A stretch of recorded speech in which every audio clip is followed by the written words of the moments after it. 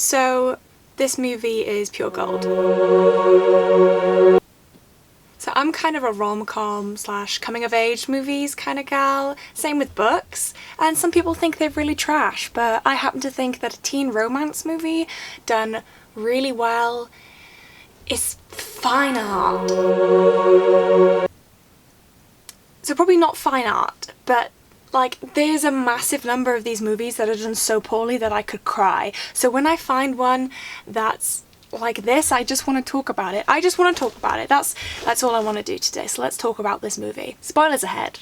If you're here, you've seen this movie, and if not, go and watch it because it won't change your life, but it's great. Just go watch it. So All the Boys I Loved Before is a book by Jenny Han, was published in 2014. It's a young adult fiction book. I may not be a teen, but I am a young adult, so this appeals to me in particular. So I've read quite a few of Jenny Han's books back in the day, and I didn't even realise that this film was based on a Jenny Han book. So I actually read this book, and I didn't even know I did. I saw the trailer for this in my YouTube recommended like 3 months ago, and I still had no idea that I'd even read the book until I saw the film. I liked the concept in the trailer, but I thought that Netflix might trash it out, because don't come for me, but I thought the kissing booth was really bad. I'm sorry, I guess. This whole movie is Lara Jean, who's played by Lana Condor,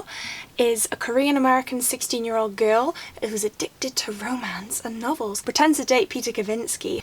So let's talk about the movie, because that's what I really want to do. So I think this movie managed to capture the golden age of 90s teen movies while still remaining in 2018. It still remains so relevant. They talk about stuff like updating their social media and making each other their phone backgrounds and actual stuff that people do in 2018. Plus, it isn't another white cast teen movie.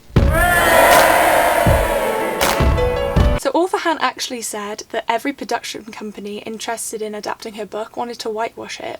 She said that she ended up deciding to work with the only production company that agreed that the main character would be played by an Asian actress. It blows my mind to think that Hollywood is still so narrow. It isn't surprising, but they didn't. The production company didn't change their minds. And yes, the leading lady is actually a Vietnamese actress rather than Korean, which I'm sure will cause some backlash to people, but an Asian American star role is rare and such a great thing to see. Let's talk about the art direction in this movie.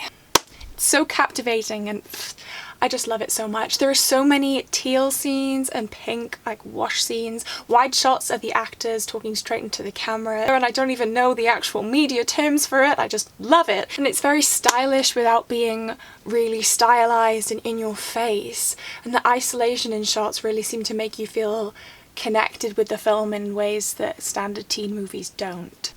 I mean, don't get me wrong, there are still scenes that made me feel very uncomfortable because they were, like, bad. Like the scene in the toilets where the bad ex-girlfriend, who doesn't actually have much character development, so much so that I don't actually remember her name, even though I just watched it for the second time. That scene fell short of, like, the whole movie and made me want to spew a bit. Plus, let's not ignore, like, Subway. Was that an ad placement? I've been, like, trying to Google this and I can't find whether that was, like, a product placement. Is it an ad or does someone just really like Subway? I know people can be super picky with books adapted into films like this because the films miss out on so much character development and little plot points that films just can't capture, but just the way that this film was done I feel like can be forgiven for all the things that you miss out from the book. It makes you feel all cozy inside. It makes you forget about the crappiness in the world for a blissful 99 minutes. It makes you think about all the things that you like about liking someone, like the little things, like getting them their favourite yogurt or giving them notes telling them how much that you really like the little things they did, and it makes you think that these types of love are still real and achievable even though it's very much a fictional teenage film. Like, I can't even express how this film managed to make me feel inside. It just made me so warm and happy that I wanted to rewatch it again. I wanted to talk about it. I went onto Twitter. I'm making this video. I want to just talk about it with people because I watch loads of these movies and a lot of the time I just really don't get the hype. But for this one, I just want everyone to watch it. I literally finished watching it and messaged like 2 of my best friends saying, you have to watch this movie right now if you haven't already seen it, because I know you are going to love it. Plus, Noah Centineo is... it's just great.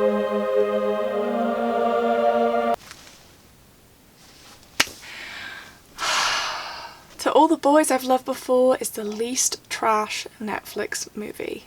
So if you've seen this movie, then please leave a comment down below. Let's talk about it, because I'm open to talking about the crappy bits that I've just lightly ignored because I really like the movie, and talk about all the other parts that you like or didn't like. So if you haven't already, subscribe, and I hope to see you soon. See you in the next video. Bye!